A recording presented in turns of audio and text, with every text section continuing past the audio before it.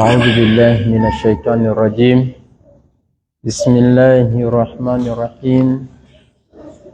الحمد لله رب العالمين، والصلاة والسلام على رسول الله صلى الله عليه وسلم. أما بعد، amatendo amajjuvu gatenderezebwa n'ekitiibwa Allah tabaraka wa taala, omulezi w'ebitonde era omufuzi w'eggulu n'ensi, eyantonda yakutonda n'atussa mu nsi olw'okubeera nga tulina okumusinza. Nabwekityo mbakubiriza nga neekubiriza ebbanga lyonna okumugulumiza oyo Allah tabaraka wa taala, okumwawula ku bitonde byonna. Yayawukana Allah, omulabirizi w'ebyo byonna ebiri mu ggulu ne mu nsi na byonna ebiri wakati waabyo. Tumusaba ebyengera n'emirembe Mukama waffe Nabi Muhammadi sallallahu alaihi wasallam. Olunaku olwaleero lwakusatu tubeera ne programu yaffe ey'ebibuuzo ne Sheikh Abbas, Director wa Mukono Islamic Institute. Nabwekityo alhamdulillah yamaze dda okubeera nga atwegattako era tugenda kutambula ne programu yaffe biidhni subhanahu wa taala. Nga bweri enkola yaffe, tetusooka ne tufunako ku bubaka obw'enjawulo awasuya yonna, so ngenda musaba abeere nga atubuuzaako ate atutuuseeko n'obubaka obw'enjawulo biidhni subhanahu wa taala. Wa barakallahu fiika. إن الحمد لله نحمده ونستعينه ونستغفره. أعوذ بالله من شرور أنفسنا وسيئات أعمالنا. إنه من يهدي الله فهو المهتدي ومن يضلل فلا هادي له. وصلوات الله وسلامه على نبينا محمد صلى الله عليه وآله وسلم. أما بعد، abatuliza mwenna assalamu alaikum wa rahmatullahi wa barakatuhu. Tumwebaza ow'ekitiibwa Allah, tumutendereza, tumusaba Allah okusaasira kwe ku Nabbi Muhammadin sallallahu alaihi wa alihi wa sallam. Kutira omwoyo gwange n'ejjamu okutya Allah tabaraka wa taala, okubeera abeesimbu ku nsonga z'eddiini. Kitegeere baganda bange nti ow'ekitiibwa Allah tabaraka wa taala yatutonda mu nsi si kubeeramu kulya butaala, kuzannyamu, gendako mu kirabula, sigenda kuwuliriza baseka bye kyekikulu. Twajja mu nsi muno kukola. Allah aganti waqul i'malu, bagambe mukole, fasayara Allahu amalakum, Allah agenda kulaba bye mukola. Wa rasuluhu, mbaka bwe yali ewaali yali asobola okulaba bye tukola. Wal mu'minun, n'abakkiriza basobola okulaba bye tukola etukola. Omuntu ataakole mu nsi muno agenda kuviiramu awo. Tuve ku nsobi z'abannaffe ze bakoze, tunywerere ku byaffe bye tukola. Al insanu ala nafsihi basira, omuntu yeemanyi bw'ayimiridde. Allah bw'atu bw'agamba balil insanu ala nafsihi basira, omuddu omuntu yeemanyi era teri asobola kutegeera nga wewemanyi. Ekyokubiri, wa laysa lil insani illa ma saa, omuntu Allah tabaraka wa taala tagenda kumuwa okujjako bye yeekoleredde.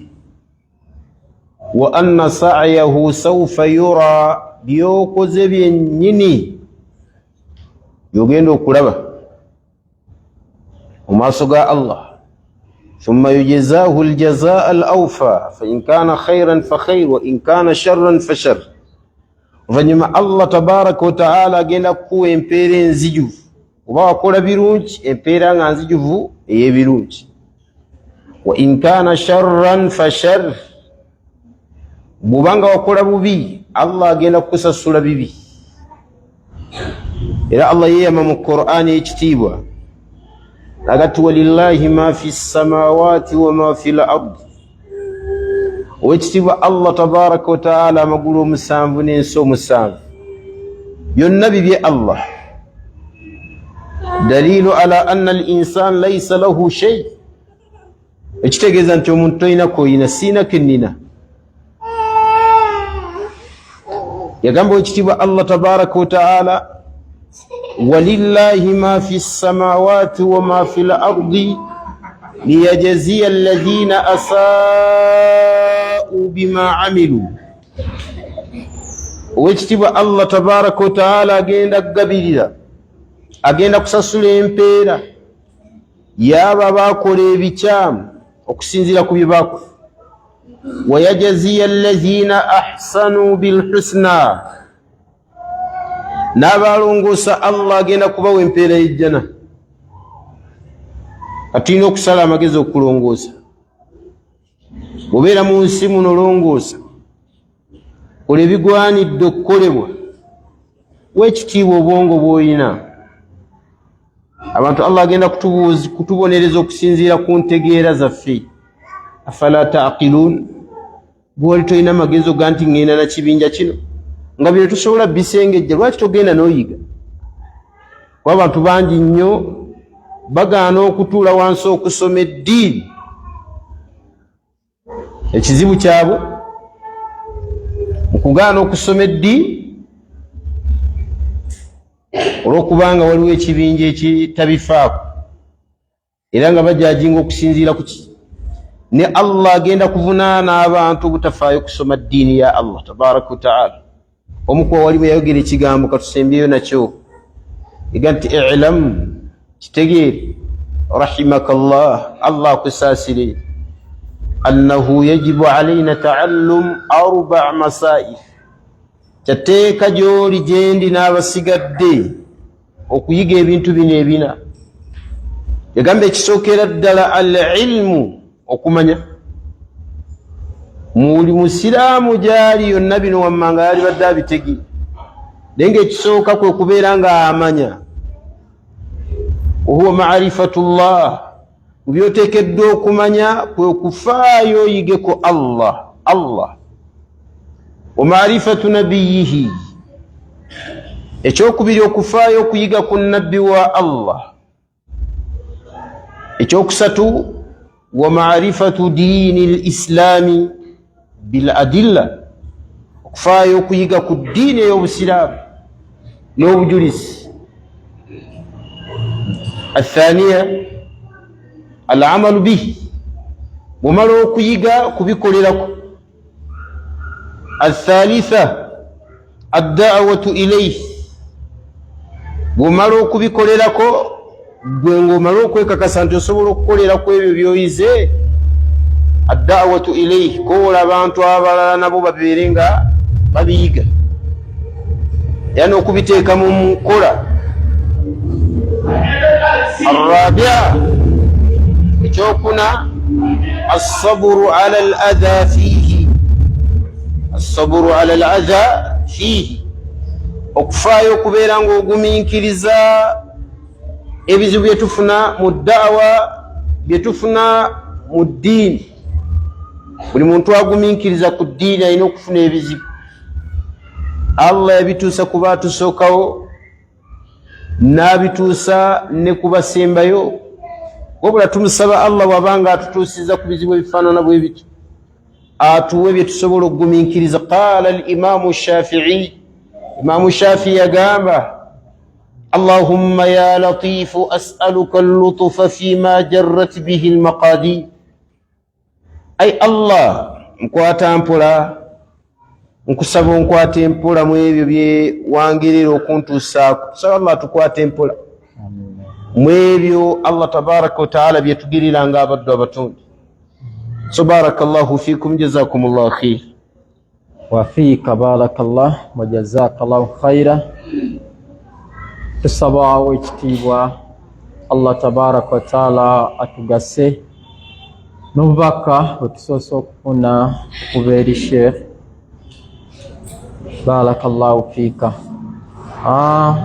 Ekibuuzo ekisooka kigamba nti Sheikh, nafuna obulwadde obw'amajini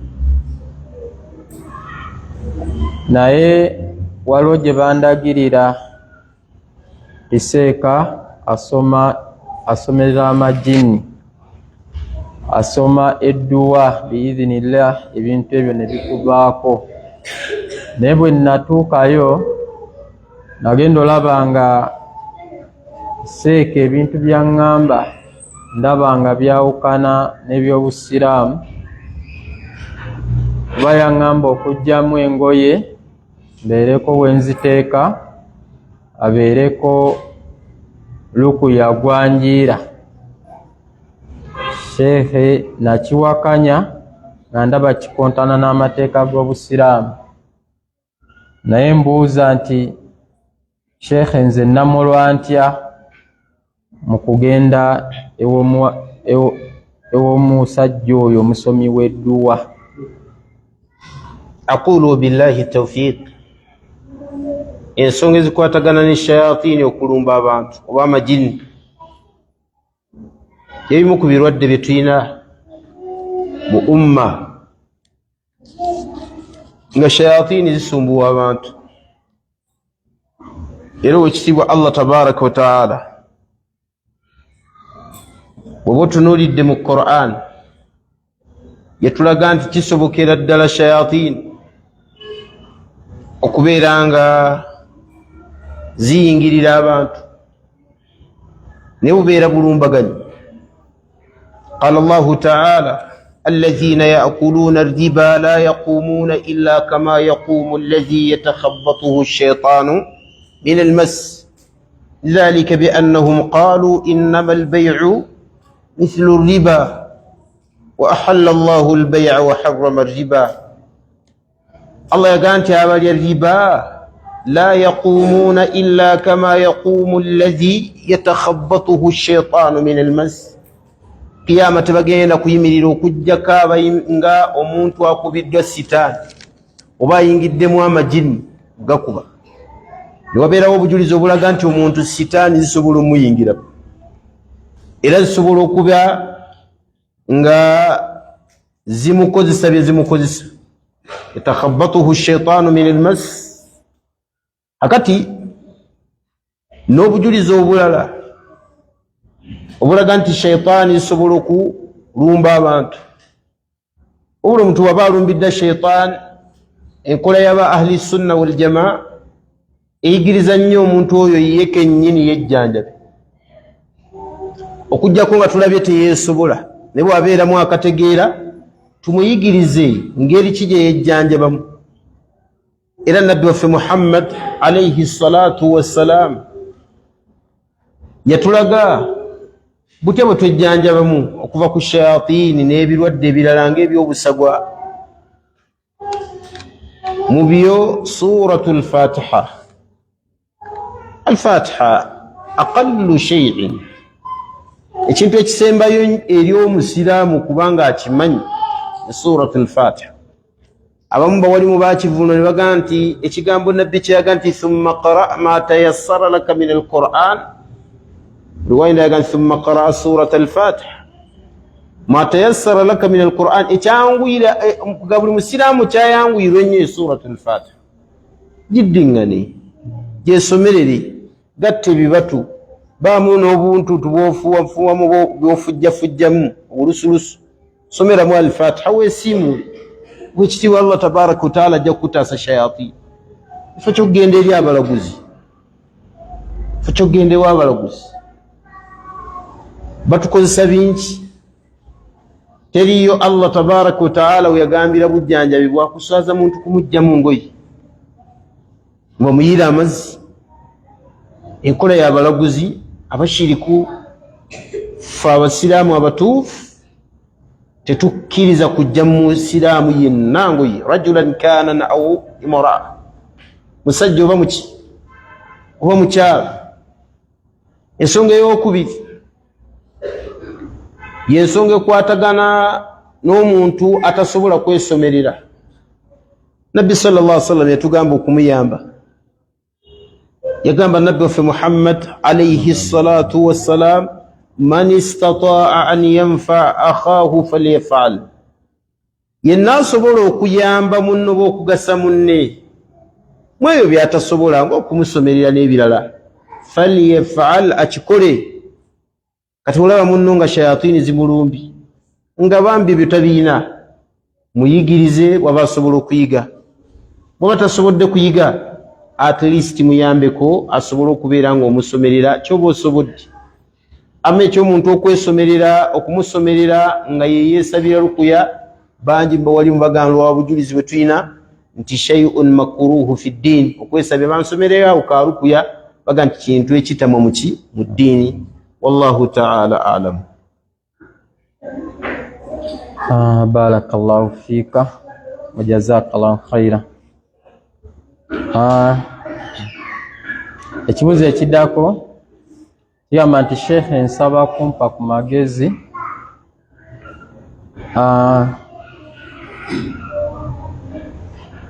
agamba nti Sheikh, nsaba kumpa ku magezi nkoze ntya okuva ku bwenzi, kubanga newe ngamba nti mbivuddeko ngenda olaba nga omutima gunsindiikiriza, nkole ntya Sheikh? Ebisobola okugoba omuntu ku bwenzi, ensonga esookera ddala kuwasa. Agenda awasi, wawasa. Nabbi sallallahu alaihi wasallam yagamba nti agaddu lilbasar, oba mukyala afumbirwe khalas byayagala eri mu bwenzi, ekitiibwa Allah tabaraka wa taala amuwa mu halali. Akati Nabbi yagamba abavubuka, ya ma'ashara ashabab man istata'a minkum alba'ata falyatazawwaj, abange mu abavubuka buli yenna alina obusobozi obuwasa akole ki? Awase. Fa innahu ahsanu lilfarji, kyebayita okuwasa kyekiteeka olukomera ku bwerere bw'omuntu. Wa agaddu lilbasar, era kisobola okubeera nga kireetera omuntu okukkakkanya amaaso. Faman lam yastati', abatasobodde, fa alayhi bisiyam, asiibe. Fa innahu lahu wija, okusiibanga bwe. Kati omuntu alina kuwasa oba okusiiba.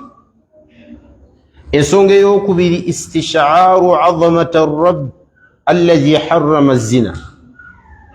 Bisobola okubeera nga bigoba omuntu ku bwenzi, kwe okusika obunene bwa Allah tabaraka wa taala. Allah yaziiza obwenzi, ogenda kuyimirira otya mu maaso ga Allah nga yaziiza obwenzi, nga gwe otiguka na bwenzi na bwonoonefu buseegu.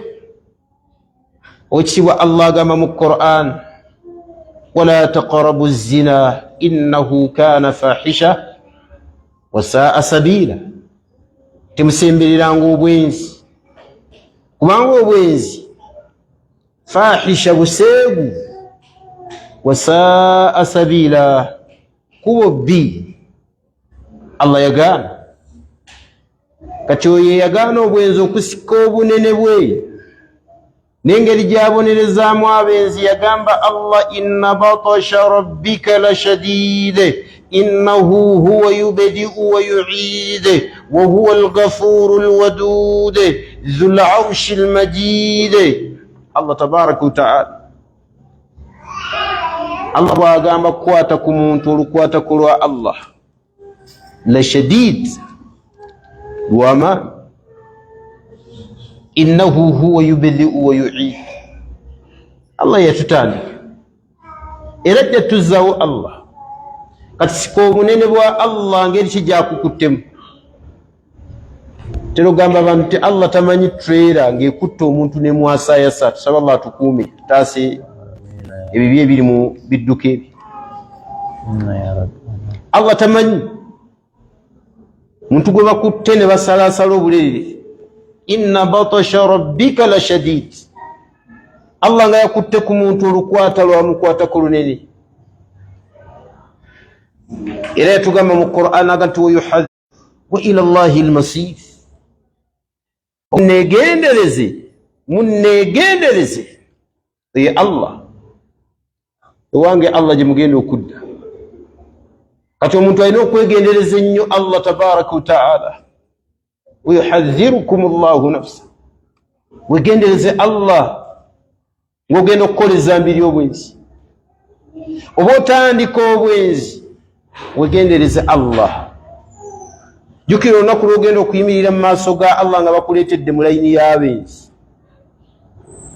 jukira olunaku lw'ogenda okusinkana Allah nga buli kyonna kyewakozesa okutuuka ku bigendererwa eby'obwenzi Allah kireeta kikuwaako obujulizi yawmaidhin tuhaddithu akhbaraha bi anna rabbaka awha laha lunaku lwa qiyama ensi Allah agenda kugita eyogere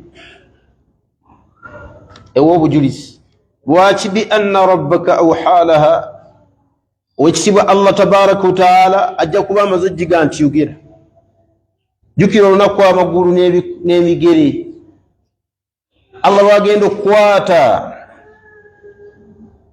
omumwa gusibe atandika okwatusa ebigere n'emikono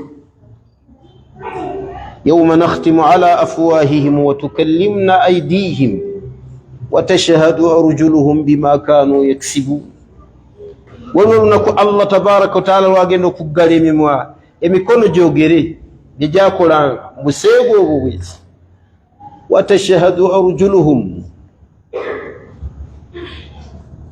n'ebigere biwa obujulizi bima kanu yaksibun kwebyo bye tukola mu bwenzi inshallah ataasa obwenzi tujjukire olunaku Allah lwagenda okuleeta obujulizi bw'abamalayika gwe mwenzi gwe nga bamalayika be yatuteekako bennyini be bakuwaako obujulizi قال الله تعالى إذ يتلقى المتلقيان عن اليمين وعن الشمال قعيد ما يلفظ من قول إلا لديه رقيب عتيد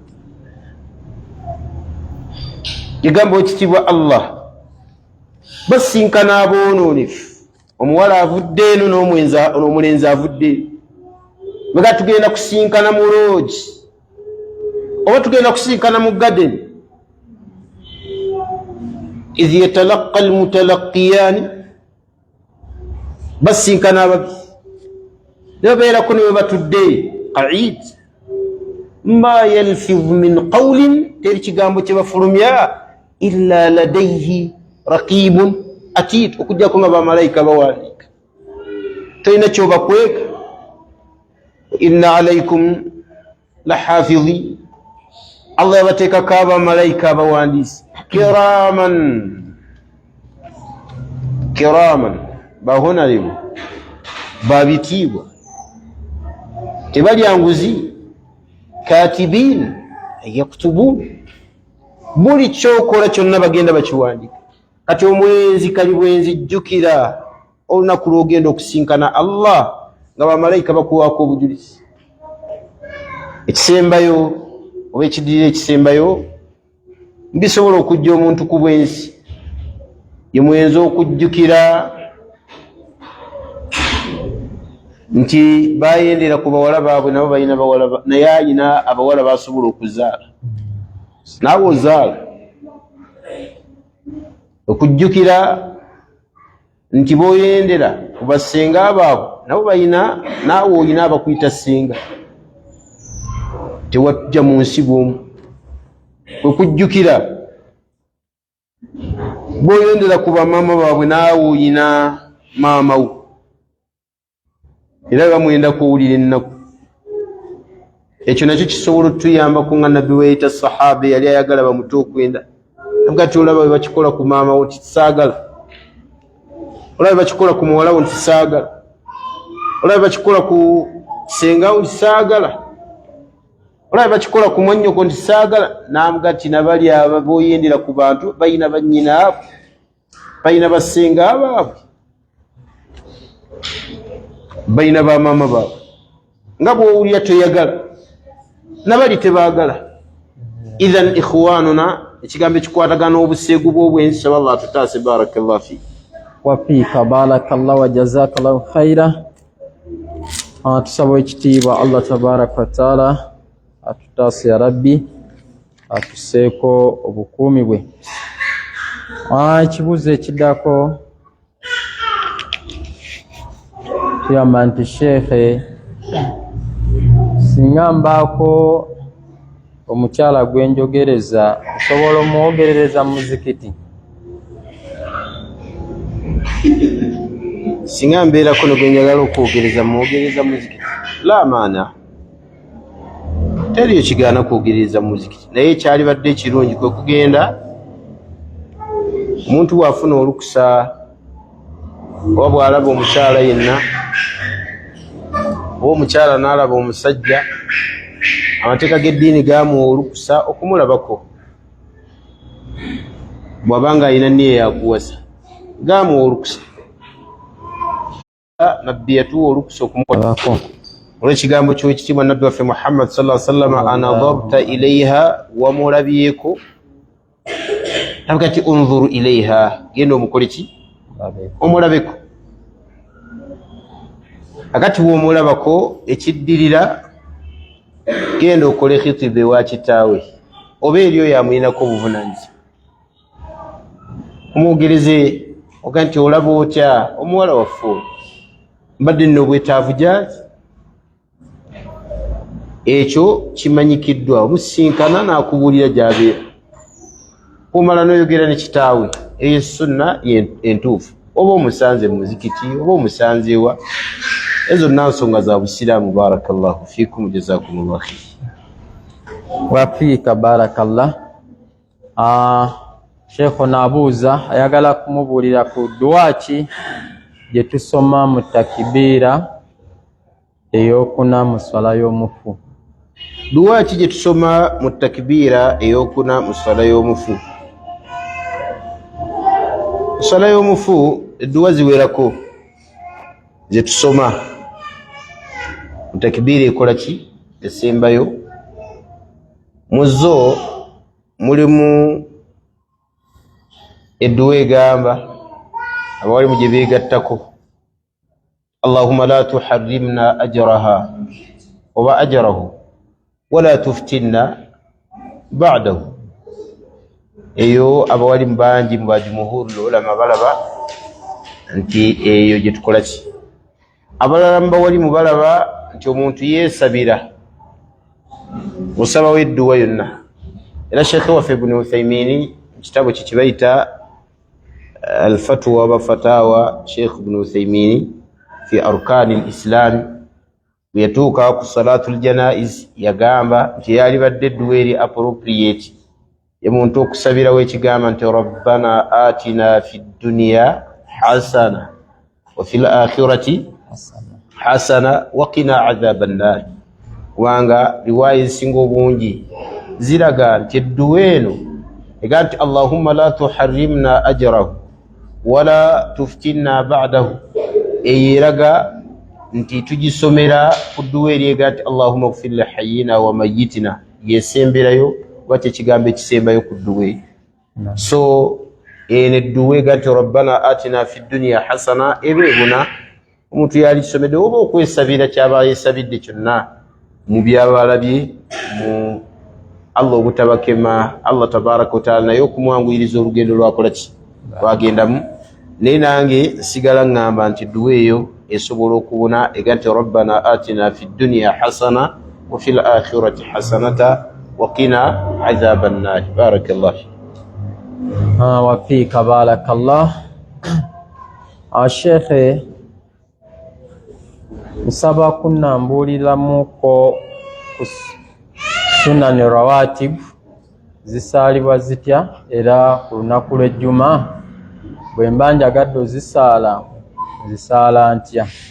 Sunanu arrawatib tutegeezaamu raka zetusaala nga tetunaba kusaala sala za tteeka, raka zetusaala nga tetunaba kusaala sala za tteeka n'oluvannyuma lw'okusaala essala z'etteeka.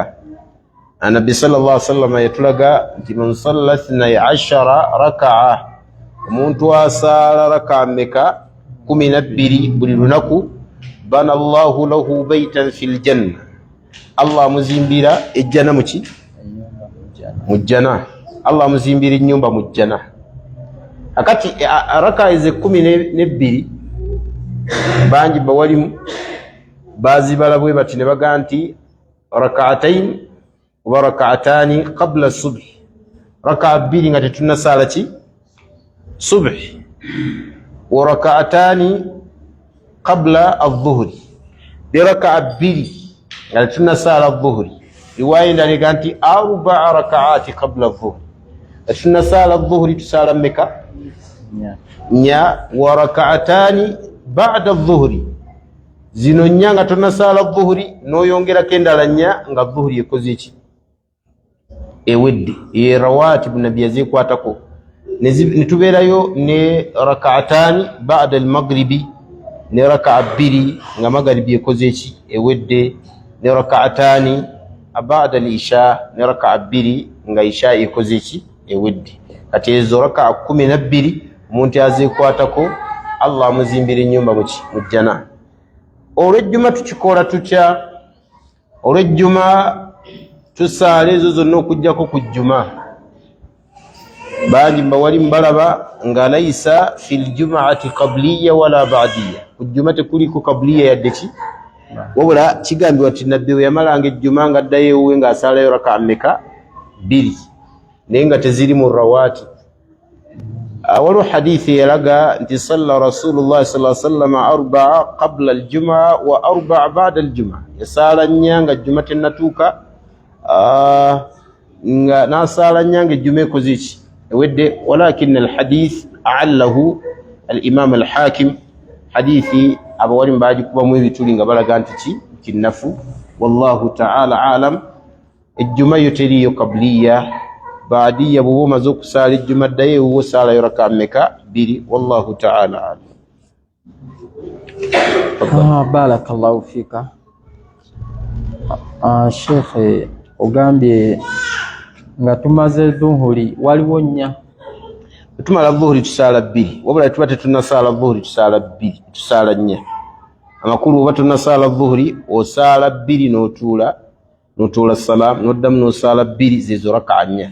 Waliwo abalowooza nabbi yaga nti salla, basahaba baagamba nti salla 4, balowooza ozizinga lumu mmeka. La, si kituufu.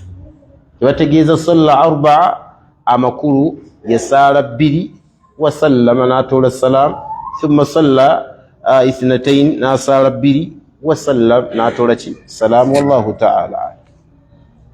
Barakallahu fika. Sheikh, saba kumbuulirako nti ebikemo bya Masihi Dajjal bw'ali bazze bigenda kukosa abo abali baawo nga balamu oba n'abaafa? Masihi Dajjal eriawo shaitan owekitiibwa Allah tabaraka wa ta'ala yagitubuulira olulimi lwa nabbi waffe Muhammad sallallahu alaihi wasallam, tegenda kujja nga kamu ku bubonero obunene, bubonero bwa qiyama. Nabbi sallallahu alaihi wasallam yagamba wa inni la unzirukumuhu, bannange mbatiisa Dajjal. وما من نبي إلا وقد أنذر قومه أي بالدجال. تريو النبي الله يتوما وكجا كونغا يتيسا بانتو بشي دجال. ألا إنه أعور، دجال والي سلمو ediisa eddala liringa lyafa lyekunya muli lyafa lyazi waliiso lya ttulu walaisa birabbikum biawa ne katonda wammwe si waliiso lya ttulu amakulu kwe muli mulabira dajjaali ekisookera ddala kwe kubanga alina eriiso limu naye Allah ye tabeera na liiso litya limu ekyo kisookera ddala ekyokubiri dajjaal kwe tuli mulabira nti kikemo ky'amaanyi ya'muru as-samaa fayamtur hadithi ya Abu Sa'id al-Khudri radiyallahu ta'ala anhu Nabi sallallahu alaihi wasallam yagamba nti dajjaali agenda kujja gye muli fayamuru as-samaa fayamtur mu bikeme ebinene byayina ajja kulagira enkuba tilkaiya enkuba etonye abantu abasirusiru abalibeerawo tusaba Allah ataasa obusirusiru n'obuyabu abatabisoma ebyo n'abagenda okubeera mu mbeera eyo bagendaga nti oli katonda waddala nabbi yatulaga nti agenda kujja n'ejjana n'omuliro naye n'agamba abakkiriza abalibeerawo mu kiseera ekyo mulonde omuliro gwa dajjaali kale muguyingire mugaana omukkiriza aligaana omukkiriza ng'amuteeka mu muliro gwe aligaana alimukkiriza ng'amuteeka mu jjanaayi naye yaga nti naaruhu aljanna omuliro gwa dajjaali yejjana yennyini wa jannatuhu nnaar ate ejjanaayi gwe muki gwe muliro kati omuntu alina kusala magezi kulonda ki mu bikemo byayina okumanya kikemo ky'amaanyi agenda kukosa ajje ku ntaana ya kabbuli ya kitaawo agambe nti nzikiriza nsobola okujja kitaawo mu kabbuli muno oba ekabbuli ya jjajjaawo nga bwe wali omumanyi omugambe kikole akwate ku kabbuli bw'ati muveemu shaitaani ng'eri mu kifaananyi kya jjajjaawo bwe livaamu ekugambe nti mwana wange oba muzzukulu wange ekkiriza ono katonda yennyini ekyo kikemo kinene wallahi ekyo kikemo kinene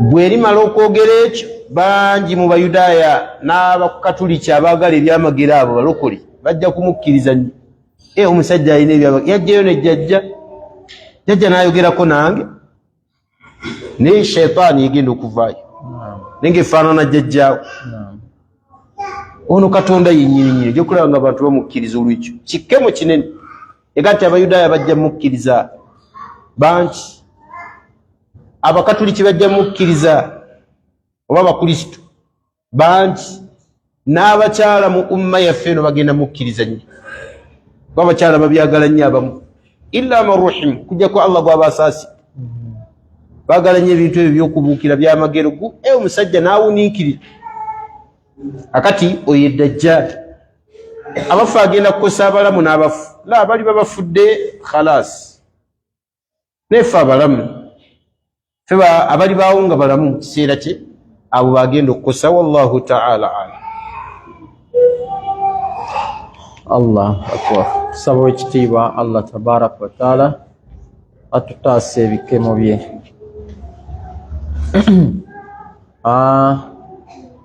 tuuze kiddako kigamba nti sheekhe omwami wange yawasa omuwala w'essomero ne bafuna akapo ke bakoleramu ebyobufumbo era omuwala takyasoma mbu ali lubuto era oluusi bwe nkyalako ewaffe tasula waka oluusi annimba mbu obudde bunkwatidde ku mulimu n'atadda sheekhe ennaku 7 ze bawa omugole era ajja kuzimuwa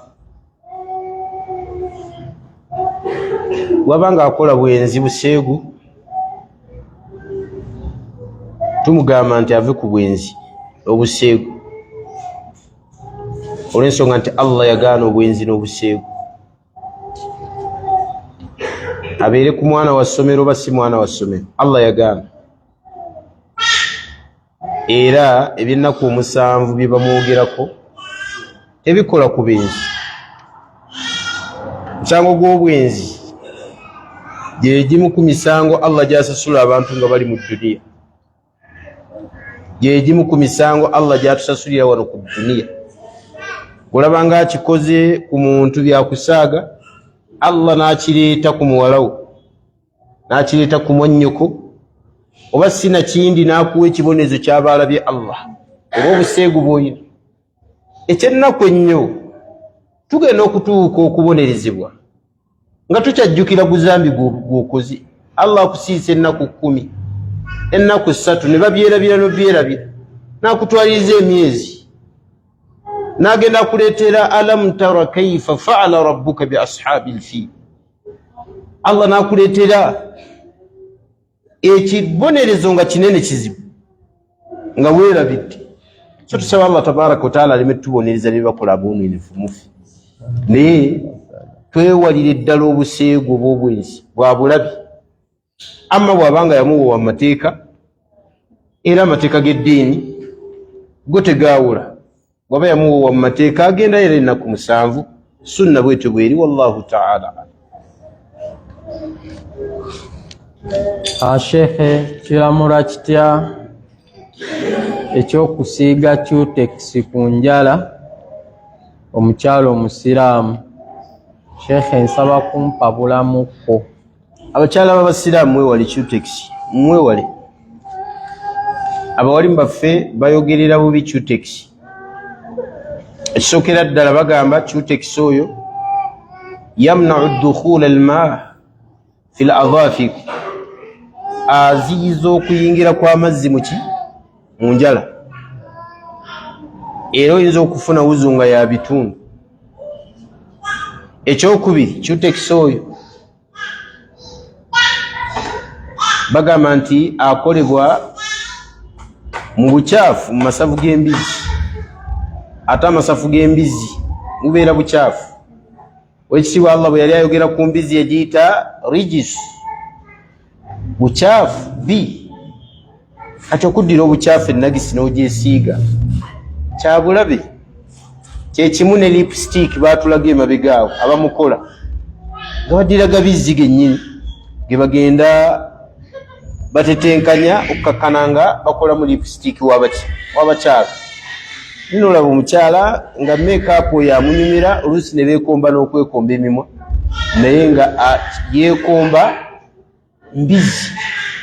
So twewale ebintu by'abazungu ebyo, twewalire ddala ebintu by'abazungu ebyo bya bulabe.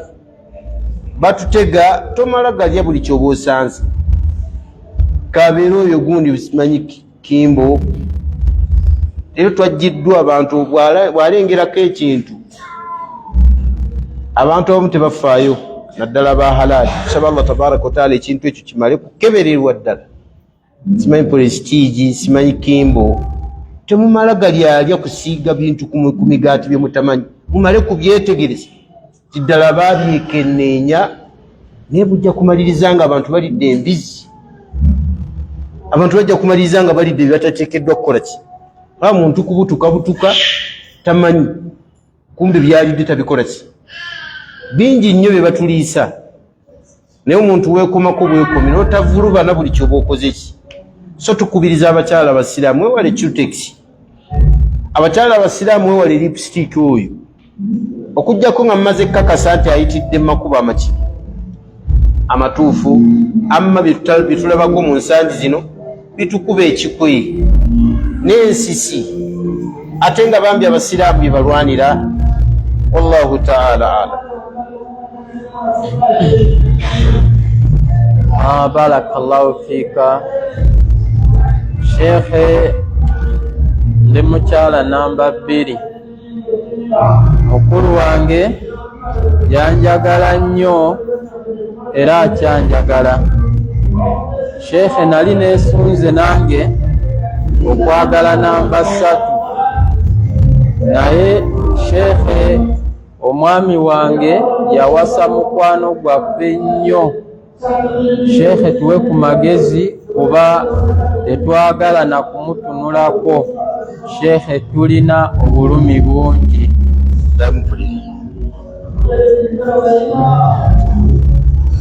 Agamba nti Sheikhe ndi mukyala namba 2, mukulu wange yanjagala nnyo era akyanjagala.